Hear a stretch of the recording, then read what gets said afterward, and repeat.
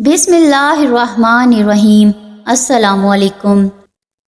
اسلام قبول کرنے سے کئی سال پہلے حضرت عمر بن خطاب رضی اللہ تعالی عنہ ایک دفعہ تجارتی قافلے کے ساتھ مال لے کر مکہ سے شام گئے۔ قافلے میں قریش کے کئی اور بڑے سردار بھی شامل تھے۔ یہ قافلہ شام کے سب سے بڑے شہر دمشق گیا اور وہاں اپنا مال بیچ کر مکہ واپس روانہ ہوا۔ تھوڑا سا فاصلہ طے کرنے پر حضرت عمر کو یاد آیا کہ ان کی ایک رشتہ دار خاتون نے انہیں کچھ سونا دیا تھا کہ اسے بیچ کر اس کے لیے کچھ کپڑے وغیرہ لیتے آئے۔ انہوں نے اپنے ساتھ کے ساتھیوں سے کہا کہ فلاں عورت کا کام کرنے واپس دمشق جا رہا ہوں، کوشش کروں گا کہ یہ کام کر کے جلدی واپس آ جاؤں۔ حضرت عمر دمشق واپس گئے تو بازار بند ہو چکے تھے۔ مجبوراً وہ ایک مسافر خانے میں ٹھہرے اور سو گئے۔ تھوڑی دیر کے بعد اللہ کا ایک بندہ مسافر خانے میں آیا۔ اس نے حضرت عمر کو جگایا اور اپنے ساتھ اپنے گھر لے آیا۔ یہ بات واضح نہیں تھی کہ وہ شخص حضرت عمر کو پہلے سے جانتا تھا یا ان کے والد خطاب سے ان کی واقفیت تھی۔ انہوں نے حضرت عمر کی بڑی خاطر و مدارت کی۔ کھانا کھا کر تو وہ سو گئے اور ان کا میزبان رات بھر عبادت کرتا رہا۔ صبح کو حضرت عمر بیدار ہوئے تو ان کے میزبان نے کہا کہ اکیلے بازار مت جانا، بازار میں لٹیرے اکثر مسافروں کو لوٹتے رہتے ہیں، میرے ساتھ چلنا۔ یہ کہہ کر وہ سو گیا کیونکہ رات بھر جاگ رہا تھا۔ حضرت عمر نے اسے جگانا مناسب نہیں سمجھا اور اکیلے ہی بازار چلے گئے۔ ابھی بازار کھلا بھی نہیں تھا۔ وہ بازار کھلنے کا انتظار کرنے لگے۔ کچھ دیر کے بعد ایک عیسائی پادری اپنے نوکروں کے ساتھ آیا اور حضرت عمر کی طرف اشارہ کر کے اپنے نوکروں کو حکم دیا کہ اس شخص کو پکڑ لو، یہ گرجے کا کام بہت اچھی طرح سے کر لے گا۔ اس زمانے میں حضرت عمر بڑے تنومند پہلوان تھے۔ پادری کے نوکروں نے ان کو پکڑ لیا اور ایک پرانے گرجے میں لے گئے۔ پادری نے اس کو ایک ہتھوڑا دیا اور ان کو گرجے کی ایک دیوار توڑنے پر لگا دیا۔ ایسا معلوم ہوتا تھا کہ وہ اس جگہ پر ایک نیا گرجا بنوانا چاہتا تھا۔ حضرت عمر دن بھر کام کرتے رہے۔ کہیں شام کو جا کر چھٹی ملی۔ وہ تھکے ہارے واپس مسافر خانے میں آ کر بیٹھ گئے۔ پہلے ہی دن والا نیک آدمی پھر سے آیا اور اس نے پوچھا کہ آپ کدھر چلے گئے تھے؟ حضرت عمر نے اسے سارا قصہ بتا دیا۔ وہ شخص آج بھی ان کو اپنے گھر لے گیا اور ان کی بڑی خاطر و مدارت کی اور انہیں تاکید کی کہ کل بازار جاتے وقت مجھے ساتھ لے جانا۔ اس کے بعد وہ عبادت میں مشغول ہو گیا اور حضرت عمر سو گئے۔ دوسرے دن حضرت عمر بیدار ہوئے تو اپنے نیک میزبان کو سوتے پایا۔ انہوں نے اب کی بار اس کو جگانا مناسب نہیں سمجھا اور اکیلے ہی بازار چلے گئے۔ اتفاق سے پھر وہی پادری اپنے نوکروں کے ساتھ آیا اور حضرت عمر کو پکڑ کر ساتھ لے گیا۔ ان کو غصہ تو بہت آیا، لیکن کیا کرتے، غیر ملک میں وہ اکیلے تھے اور کوئی ہتھیار بھی پاس نہیں تھا۔ دوسری طرف پادری کے ساتھ ساتھ 8 نوکر بھی تھے اور وہ سب ہتھیار بند تھے۔ پہلے دن کی طرح ہی حضرت عمر ہتھوڑے کے ساتھ گرجے کی دیوار توڑتے رہے۔ جب دھوپ تیز ہوئی تو پادری اور اس کے نوکر انہیں کام میں مشغول دیکھ کر چلے گئے اور حضرت عمر دیوار کے سائے میں دم لینے کے لیے بیٹھ گئے۔ اتنے میں گھوڑے پر سوار پادری چپکے سے آیا اور حضرت عمر کے سر پہ ضرب لگائی اور کہا کہ ہم سب گھر گئے تو نے کام ہی چھوڑ دیا۔ اب حضرت عمر کو صبر کی تاب نہ رہی۔ انہوں نے ادھر ادھر نظر دوڑائی، ہر طرف سناٹا تھا۔ انہوں نے پادری کو گھوڑے سے کھینچ کر نیچے گر لیا اور اس کے سر پر ہتھوڑے پہ ہتھوڑے مارنا شروع کر دیے۔ وہ بہت چیخا چلایا لیکن اس کی مدد کے لیے کوئی نہیں پہنچا۔ حضرت عمر نے ٹوٹی ہوئی دیوار کا ایک بھاری ٹکڑا اٹھا کر اس کے سر پہ دے مارا۔ وہ پہلے ہی زخمی تھا، اب اس نے دم دے دیا۔ اس کو مرتے دیکھ کر حضرت عمر تیزی سے بھاگ کھڑے ہوئے اور جس راستے سے دمشق آئے تھے وہ راستہ چھوڑ کر ایک دوسرے راستے پر چل پڑے۔ شہر سے کافی دور انہیں ایک خچر پر سوار رومی ملا جو روم سے تعلق رکھتا تھا۔ وہ ان کے ساتھ چلنے لگا، وہ کچھ باتیں کرنے لگا، لیکن نہ حضرت عمر ان کی زبان سمجھتے تھے اور نہ وہ ان کی زبان سمجھتا تھا۔ اس نے یکایک اپنی تلوار پر ہاتھ ڈالا تو حضرت عمر سمجھ گئے کہ وہ ان پر وار کرنا چاہتا ہے۔ انہوں نے فوراً ہی خچر سے اسے کھینچ لیا اور اس سے تلوار چھین کر ایک ہی وار میں اس کا کام تمام کر دیا۔ پھر آپ خچر پر سوار ہو کر آگے چلے گئے۔ اس کے بعد کیا ہوا اس کا حال خود حضرت عمر نے اس طرح بیان کیا ہے کہ اس جگہ سے روانہ ہو کر میں ایک گرجے پہنچا۔ یہاں پر عیسائیوں کی ایک جماعت رہتی تھی۔ میں گرجے کے اندر داخل ہوا تو گرجے میں رہنے والے سب لوگ میرے ارد گرد جمع ہو گئے اور مجھ سے میرے حالات کے بارے میں پوچھنے لگے۔ پھر وہ اپنے پادری کے پاس مجھے لے گئے۔ پادری مجھے نہایت غور سے دیکھنے لگا اور اس کے بعد کہنے لگا کہ ایسا معلوم ہوتا ہے کہ تمہیں کسی چیز کا خوف ہے۔ میں نے کہا تم نے یہ کیسے اندازہ لگا لیا کہ مجھے کسی چیز کا خوف ہے؟ اس نے میرے سوال کو ٹال دیا اور کہا کہ آپ جب تک چاہیں یہاں ٹھہریں، آپ کو یہاں کسی قسم کا کوئی خطرہ نہیں، آپ ہماری حفاظت میں ہیں۔ پھر اس پادری نے مجھے اپنے گھر میں مہمان کی طرح رکھا اور میری نہایت ہی خاطر و مدارت کی اور پھر پوچھا کہ آپ کون ہیں؟ میں نے اسے بتایا کہ میں مکے کا رہنے والا ہوں اور قبیلہ قریش سے تعلق رکھتا ہوں۔ تجارتی قافلے کے ساتھ شام آیا تھا۔ تجارت کا مال بیچنے کے بعد ایک ضروری کام کے لیے مجھے اپنے قافلے سے جدا ہو کر واپس دمشق جانا پڑا۔ اب میں اپنے وطن واپس جا رہا ہوں اور راستہ بھٹک کر یہاں آ نکلا ہوں۔ پادری مجھے غور سے دیکھتا رہا اور بار بار طرح طرح کے سوال کرتا رہا۔ میں نے ان کے ہاں نہایت ہی آرام سے رات بسر کی۔ صبح کو آپ نے پوچھا کہ آپ کا ارادہ یہاں ٹھہرنے کا ہے یا آگے جانے کا؟ میں نے کہا کہ اب میں آپ سے رخصت ہونا چاہوں گا۔ یہ سن کر پادری نے اپنا ایک شاندار گدھا جو بڑا خوبصورت اور نہایت ہی تیز رفتار تھا لے آیا۔ اس گدھے کی پیٹھ پر کھانے کے مزیدار چیزیں اور قیمتی تحفے بھرے ہوئے تھے اور پھر کہنے لگا کہ آپ اس گدھے پر سوار ہو جائیں اور چل پڑیں۔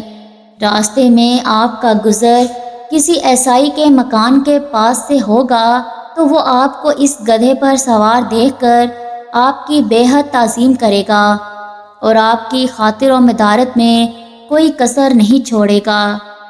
یہ کہہ کر پادری نے میرا ہاتھ پکڑا اور تنہائی میں لے کر کہنے لگا کہ اے عمر، آپ پر میرا حق واجب ہو گیا۔ میں نے کہا بے شک۔ اس نے کہا آپ کا تعلق ایک معزز قوم سے ہے، میری آپ سے ایک غرض ہے۔ میں نے کہا کہ آپ بیان کر لیں، لیکن حیرت کی بات ہے کہ آپ جیسا بڑا آدمی مجھ جیسے پریشان حال مسافر سے کوئی غرض رکھتا ہو۔ اس نے بڑے یقین بھرے لہجے میں کہا کہ سنیں، میں ایک ایسا آدمی ہوں جسے اللہ نے آسمانی کتابوں کا علم عطا کیا ہے۔ میں نے آپ کی ذات میں بہت سی ایسی نشانیاں دیکھی ہیں جو یہ ظاہر کرتی ہیں کہ جب ایک مقررہ مدت پوری ہو جائے گی تو حالات میں زبردست تبدیلی آئے گی۔ اس وقت آپ ہمارے ملک کے حاکم بن جائیں گے اور یہاں کے سب شہروں میں آپ ہی کا حکم چلے گا۔ اس کے بعد پادری نے اپنی جیب سے دعوت قلم اور کاغذ نکال کر کہا کہ میری غرض یہ ہے کہ آپ اس کاغذ پر لکھ دیں کہ اس گرجے اور اس کی جائیداد پر کسی قسم کا کوئی موصول لاگو نہیں کیا جائے گا۔ میں نے حیران ہو کر پادری سے کہا کہ آپ مجھ سے مذاق تو نہیں کر رہے؟ اس نے کہا کہ قسم ہے اس ذات کی جس نے عیسیٰ علیہ السلام پر انجیل نازل فرمائی، میں جو کچھ کہہ رہا ہوں وہ بالکل سچ ہے۔ آپ مہربانی کریں اور میری درخواست قبول فرمائیں۔ میں نے پادری کی باتوں کو اس کا وہم سمجھا اور جیسے اس نے کہا میں نے اسی طرح کاغذ پہ اسے لکھ کر دے دیا۔ اس کے بعد گدھے پر سوار ہو کر چل پڑا۔ راستے میں مجھے کئی جگہ پر عیسائیوں کی جماعتیں ملیں۔ انہوں نے مجھے پادری کے گدھے پر سوار دیکھ کر میری بڑی خاطر مدارت کی۔ میں اس طرح جگہ جگہ عیسائیوں کا مہمان بنتا تبوک تک پہنچ گیا۔ اللہ کی شان، جس تجارتی قافلے کے ساتھ میں گیا تھا وہ کافی دیر میرا انتظار کرنے کے بعد اسی جگہ سے چل پڑا تھا جہاں میں نے اسے چھوڑا تھا، اور اب تبوک میں ایک کنویں کے قریب ڈیرا ڈالے ہوئے تھے۔ قافلے والے میرے ساتھی مجھے دیکھ کر میری طرف دوڑ پڑے اور مجھ سے مل کر بہت خوش ہوئے اور کہنے لگے کہ اے ابن خطاب، ہم لوگ تمہارا انتظار کرتے کرتے بالکل مایوس ہو گئے، تو ہم نے اس مقام کو کوچ کر لیا جہاں سے تم واپس دمشق گئے تھے، مگر تمہارے بارے میں ہم سخت پریشان تھے۔ یہ تو بتاؤ کہ اتنے دن تم کہاں رہے؟ میں نے وہ تمام حالات بیان کیے جو مجھے پیش آئے، لیکن پادری سے جو میری گفتگو تنہائی میں ہوئی وہ بالکل ظاہر نہیں کی، کیونکہ میں پادری کی اس باتوں کو اس کا وہم سمجھتا تھا اور اس کے عقیدے کی کمزوری سمجھتا تھا۔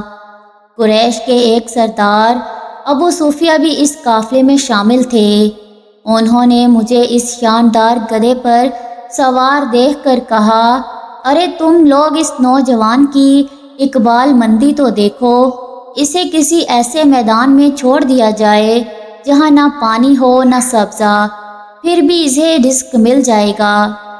پادری نے رخصت کرتے وقت مجھ سے کہا تھا کہ جب میں اپنے ساتھیوں کے پاس پہنچ جاؤں اور گدھے کی ضرورت نہ رہے تو اس کی رسی کو مضبوطی سے باندھ کر گدھے کو اسی جگہ پر چھوڑ دو، لہٰذا میں نے ایسا ہی کیا۔ یہ دیکھ کر ابو سفیان نے کہا کہ ارے تم نے کیا کر دیا، گدھے کو اسی جگہ پہ چھوڑ دیا جہاں پہ چور اچک اور درندے اکثر گزرتے رہتے ہیں۔ میں نے کہا اس کے مالک نے مجھے ایسا ہی کرنے کی ہدایت کی تھی، وہ اس کی عادتوں سے زیادہ واقف ہے۔ اب وہ جگہ گدھے والا کنواں کے نام سے مشہور ہے۔ وہاں سے روانہ ہو کر ہمارا قافلہ مکہ پہنچا۔ میری اور پادری کے درمیان جو گفتگو ہوئی تھی وہ مجھے بھلائے نہ بھولتی تھی۔ پہلے تو کئی دن تک میں نے اسے اپنے دل میں ہی رکھا، پھر مجھ سے ضبط نہیں ہوا اور یہ راز میں نے اپنے رشتہ دار خاتون کے سامنے ظاہر کیا جس نے مجھے سونا دیا تھا۔ وہ بڑی عقل مند خاتون تھی۔ اس نے مجھ سے کہا کہ اے ابن خطاب، میں تمہارے بچپن سے تم میں اچھی نشانیاں دیکھ رہی ہوں۔ جب تم بہت چھوٹے تھے تو میں نے ایک دفعہ خواب میں دیکھا کہ تم لمبے ہوتے جا رہے ہو اور تمہارا قد اتنا لمبا ہو گیا ہے کہ اس نے آسمان کو چھو لیا ہے۔ یہ دیکھ کر میں نے خواب میں کہا کہ ارے یہ میرے بچے کی کیا حالت ہو گئی ہے۔ کسی نے کہا کہ یہ لڑکا دنیا اور آخرت میں بھلائی پانے والا بنے گا۔ جاہلیت کے زمانے میں اس قسم کی باتوں کا مطلب میری سمجھ میں نہیں آتا تھا، مکہ میں ایک شخص اہل کتاب یعنی یہود و نصاری میں سے تھا جو بہت گمنام تھا۔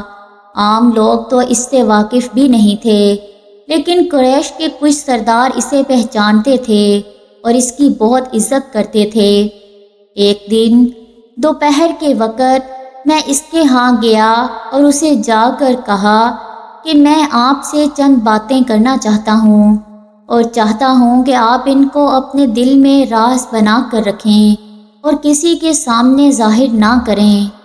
اس نے ایسا کرنے کا وعدہ کیا تو میں نے اپنے سفر کے تمام واقعات اس کے سامنے بیان کر دیے اور اپنے رشتہ دار خاتون کے خواب کا بھی ذکر کیا۔ جب میں اپنی گفتگو ختم کر چکا تو اس نے کہا کہ اے ابن خطاب، جس کو تم نے محصول کی معافی کا وعدہ لکھ کر دیا ہے وہ اس زمانے میں عیسائیوں کا سب سے بڑا عالم ہے۔ جو کچھ اس نے کہا وہ سب سچ ہے اور جلد ہی وہ سچ تمہارے سامنے آ جائے گا۔ جہاں تک تمہاری رشتہ دار خاتون کے خواب کا تعلق ہے تو اس سے یہ ظاہر ہوتا ہے کہ مکے میں ایک بہت بڑا انقلاب آئے گا، زمانہ ایک نئی صورت اختیار کرے گا اور آنے والے زمانے کے آسمان اور زمین بدل جائیں گے۔ میں وہاں سے گھر چلا آیا اور اس کی ساری باتیں اپنے دل میں لیے رہا۔ تھوڑے عرصے کے بعد قریش کی مجلسوں میں آپ صلی اللہ علیہ وآلہ وسلم کا ذکر ہونے لگا۔ یہ لوگ اس بات پر چڑھتے تھے کہ محمد صلی اللہ علیہ وآلہ وسلم اپنے آپ کو اللہ کا رسول کہتے ہیں، لوگوں کو بتوں کی پوجا کرنے سے منع کرتے ہیں اور ایک اللہ کو ماننے پر زور دیتے ہیں۔ جلد ہی اللہ تعالیٰ نے اسلام کو ظاہر کر دیا اور مجھے یقین ہو گیا کہ حالات وہی صورت اختیار کر رہے ہیں جس کی طرف آسمانی کتابوں کے عالم شام کے پادری نے اشارہ کیا تھا۔ نبوت کے 6 سال حضرت عمر نے اسلام قبول کر لیا اور رسول اللہ صلی اللہ علیہ وآلہ وسلم کے جان نثار ساتھی بن گئے۔ 11 ہجری میں آپ صلی اللہ علیہ وآلہ وسلم اس دنیا سے پردہ فرما گئے تو حضرت ابو بکر مسلمانوں کے پہلے خلیفہ بنے۔ 13 ہجری میں انہوں نے وفات پائی تو حضرت عمر خلیفہ بنے۔ ان کے سفر نامے کی روایت کرنے والے راوی کا بیان ہے کہ میں حضرت عمر فاروق اپنی خلافت کے زمانے میں شام تشریف لے گئے تھے تو ایک بہت بوڑھا آدمی جس کے بال برف کی طرح سفید ہو چکے تھے عیسائیوں کی ایک جماعت کے ساتھ ان کی خدمت میں حاضر ہوا اور عرض کیا کہ اے امیر المومنین، کیا آپ مجھے جانتے ہیں؟ حضرت عمر نے فرمایا کہ اگر آپ شام کے فلاں نگر کے پادری ہیں تو میں آپ کو پہچانتا ہوں۔ اس نے کہا کہ جی ہاں، میں وہی پادری ہوں۔